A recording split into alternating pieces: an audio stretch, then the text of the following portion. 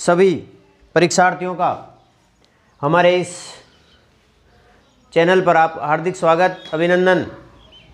आज मैं आपके लिए लेके आया हूँ बाल विकास एवं शिक्षा शास्त्र मनोविज्ञान अधिगम के सिद्धांत का थर्ड पार्ट।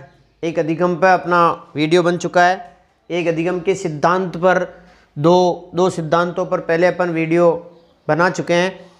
अपना तीसरा पार्ट है अधिगम के सिद्धांत का, जिसमें आज अपन परंपरागत अनुकूलन सिद्धांत और अंतर्दृष्टि सिद्धांत, जिसे गेस्टाल्ट सिद्धांत भी कहते हैं, इस पर चर्चा करेंगे। और इस पर आपके लिए मैं शॉर्ट नोट्स लेके आया हूँ और बहुत ही सरल भाषा में आपको समझाने जा रहा हूँ। अंत तक देखिए। हमारे इस वीडियो को लाइक कीजिए, शेयर कीजिए, सब्सक्राइब कीजिए और बेल आइकन ज़रूर दबाएं ताकि आपको जो भी नया वीडियो आए वो आपको मिल सके। पावलोव का परंपरागत अनुकूलन सिद्धांत, कंडीशनड रेस्पॉन्स थियरी, परंपरागत अनुकूलन सिद्धांत, इसके प्रवर्तक पावलोव हैं। इन्होंने प्रयोग कुत्ते पर किया और इन्हें अनुबंधन का जनक भी कहा जाता है। पावलोव को अनुबंधन का जनक कहा जाता है। इन्होंने अपना प्रयोग कुत्ते पर किया और अपन ऐसे अपने हिसाब से इसको समझना चाहें शॉर्ट में तो पावलोव, यानी लाव को लार कर दें, जैसे लार कर देते हैं। पाव लाड़, लार किसकी टपकती है? कुत्ते के। यानी कि अपन याद रखने के हिसाब से ट्रिक हो सकती है आपके लिए कि पाव लार, यानी कि लार जो शब्द है ये कुत्ते से संबंधित है। यानी कि इसने प्रयोग पावलोव महोदय ने कुत्ते पर प्रयोग किया। अब देखिए, इस डायग्राम के माध्यम से इसको अच्छी तरह से समझ सकते हैं अपन। प्रयोग से पहले क्या किया, एक भूखे कुत्ते को भोजन दिया गया। भोजन सामने रखा तो स्वाभाविक अनुक्रिया हुई, लार टपकने लगी। एक कुत्ता है, भूखा है, उसके सामने भोजन दिखाया जाता है तो स्वाभाविक है उसकी लार टपकना। यानी कि स्वाभाविक उद्दीपन भोजन है, जिसको यूएस कहा है, और स्वाभाविक अनुक्रिया यानी स्वाभाविक है ये क्रिया होना। कुत्ते को जब भूख लगती है और उसको भोजन दिखाया जाता है तो ये स्वाभाविक है, नेचुरल है। अनुक्रिया करना नेचुरल है, यानी कि उसके लार जरूर आएगी, ये स्वाभाविक अनुक्रिया है। ये तो है प्रयोग से पहले की स्थिति। तो इसको यूएस कहा है स्वाभाविक उद्दीपन को, और यूआर कहा है स्वाभाविक अनुक्रिया को। अब क्या होता है, प्रयोग किया जाता है, कुत्ते पर प्रयोग किया जाता है तो एक अस्वाभाविक उद्दीपन उसमें लाया जाता है, जिसको घंटी बजाना कहते हैं। घंटी बजाई जाती है और घंटी के साथ भोजन दिया जाता है। घंटी बजाई जाती है प्लस स्वाभाविक उद्दीपन भोजन दिया जाता है। घंटी के साथ घंटी बजाना प्लस भोजन, अस्वाभाविक उद्दीपन CS प्लस US, है ना। तो क्या होता है, तो भी स्वाभाविक अनुक्रिया होती है और वो कुत्ते के लार आ जाती है, लार आने लग जाती है, तो स्वाभाविक अनुक्रिया हो गई। यानी कि घंटी के साथ प्रयोग किया पावलोव महोदय ने कि अस्वाभाविक उद्दीपन यानी घंटी बजाई, और घंटी बजाने के साथ उसको कुत्ते को भोजन दिखाया गया, भोजन दिया गया, तो उसके स्वाभाविक अनुक्रिया लार आ गई और स्वाभाविक अनुक्रिया हो गई। अब क्या होता है, प्रयोग के अंत में पावलोव महोदय ने देखा कि केवल घंटी बजाते हैं, भोजन नहीं देते हैं, अस्वाभाविक उद्दीपन करते हैं, केवल घंटी बजाते हैं, और घंटी बजाने के साथ क्या हुआ, उस कुत्ते के लार आ गई, जबकि भोजन नहीं है, लेकिन उसके अनुकूलन स्थापित हो गया उस घंटी से कि घंटी बजते ही मुझे भोजन मिलेगा। ऐसा उस कुत्ते ने सोच लिया, अधिगम कर लिया। तो ये अनुकूलित अनुक्रिया हो गई, अनुबंधित क्रिया हो गई, यानी कि उसके लार आ गई।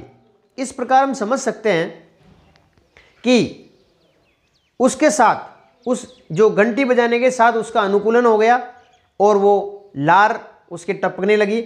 और इसका अपन देखते हैं, जब दो उद्दीपन स्वाभाविक और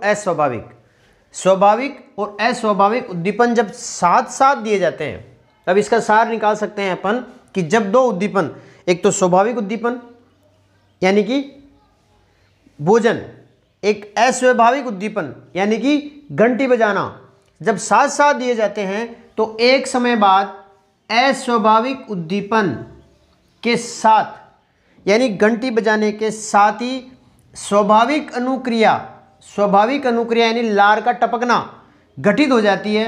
इसी को पावलोव महोदय ने अनुकूलन कहा है।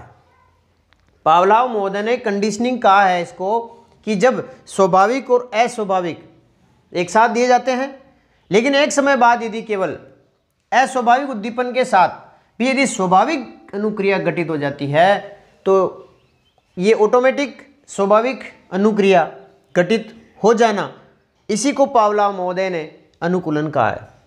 पावलोव ने अपना प्रयोग एक कुत्ते पर किया है। इसके 3 सोपान हैं। नंबर 1, भूखे कुत्ते के सामने भोजन की उपस्थिति स्वाभाविक उद्दीपन है। स्वाभाविक उद्दीपन है, एक भूखा कुत्ता है, उसके सामने यदि भोजन रख रहे हैं तो लार आना एक स्वाभाविक उद्दीपन है। फिर क्या है, घंटी बजना। फिर घंटी बजाई, भोजन के कुछ सेकंड पहले घंटी की ध्वनि करना, ये अस्वाभाविक उद्दीपन है। तो 3 सोपान बताएं, स्वाभाविक उद्दीपन, अस्वाभाविक उद्दीपन और फिर क्या है, बिना भोजन दिए घंटी बजाना जिसके परिणाम स्वरूप लार टपकने लगती है, यह है स्वाभाविक अनुक्रिया। तो ये 3 सोपान हैं।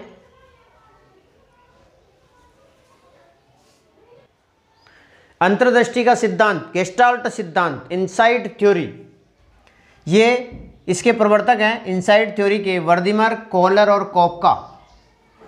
बहुत बार एग्जाम में आया हुआ, इसलिए इसको इंपॉर्टेंट समझे। गेस्टाल्ट सिद्धांत वर्दीमर, कोहलर और कॉफका ने दिया था, जिसे अंतर्दृष्टि का सिद्धांत भी कहते हैं, मतलब इनसाइट थ्योरी जिसको इंग्लिश में अपन बोल सकते हैं।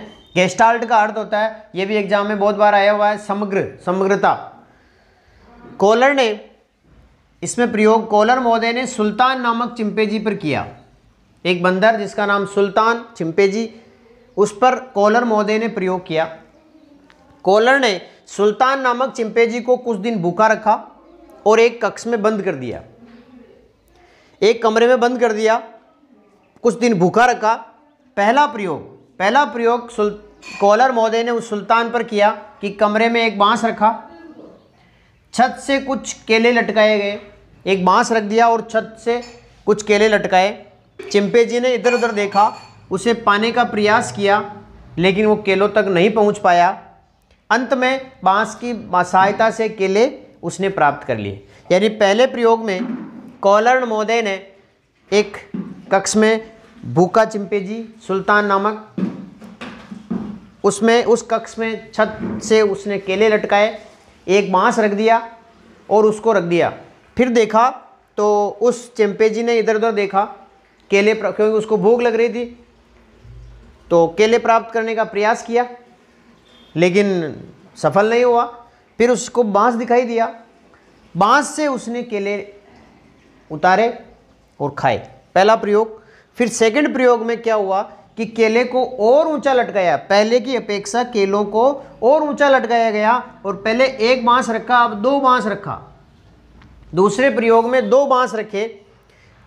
उस चिंपैंजी ने पूर्व ज्ञान का प्रयोग किया कि भाई पहले मैंने एक बांस से केले उतार दिए थे, तो एक बांस से उतारने का प्रयास किया, लेकिन वो असफल रहा। फिर उसने अपने दिमाग लगाया और उसने दूसरे बांस उसने दिखाई दिया और दोनों को जोड़ा और केले प्राप्त कर लिए। तीसरा प्रयोग किया, केलों को और ऊंचा लटकाया और कमरे में एक बॉक्स रख दिया, संदूक रख दिया।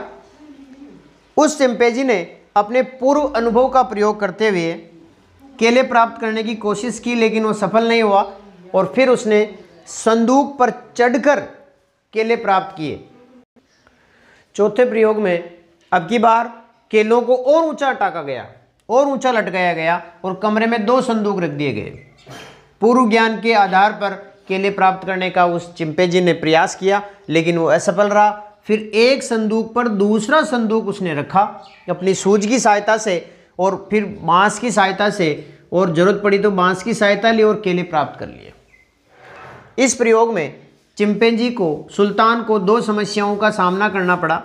पहली समस्या बांसों को जोड़ने संबंधी समस्या, कि बांसों को कैसे जोड़े, ये एक समस्या उसके सामने आई, चिंपैंजी के सामने।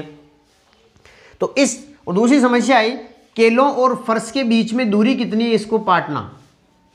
पहली समस्या का समाधान उस सुल्तान ने प्रयास और त्रुटि और अनुकरण से किया। प्रयास और त्रुटि यानी प्रयास किया, थोड़ी गलती हुई, फिर अनुकरण किया, हाँ ठीक रहा, इस तरीके से उसने उस पहली समस्या का समाधान किया। दूसरी समस्या थी केलों और फर्श के बीच में दूरी, उसको अपनी सूझ के द्वारा उसने हल किया। तो एक ध्यान रखें आप कि बहुत ही इंपॉर्टेंट कोटेशन है, अंतर्दृष्टि एकाएक उत्पन्न होती है।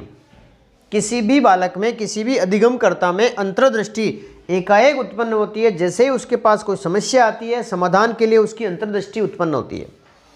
सूझ का अर्थ अचानक समस्या के हल प्राप्त करने से है। सूझ का मतलब अचानक समस्या का कोई हल प्राप्त कर लेता है तो वो उसकी सूझ आती है।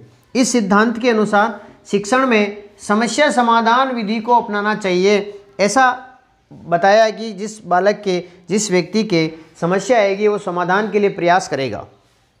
आयु और अनुभव के साथ सूझ भी बढ़ती जाती है। आयु और अनुभव, एक्सपीरियंस, इसके साथ हर व्यक्ति की सूझ बढ़ती जाती है, ऐसा इसमें बताया गया। तो ये 2 अपने अधिगम के सिद्धांत यहीं समाप्त होते हैं। आपका बहुत बहुत धन्यवाद। हमारे इस वीडियो को लाइक करें, शेयर करें, अच्छा लगे तो कमेंट करें, सब्सक्राइबर करना नहीं भूलें। बहुत बहुत धन्यवाद।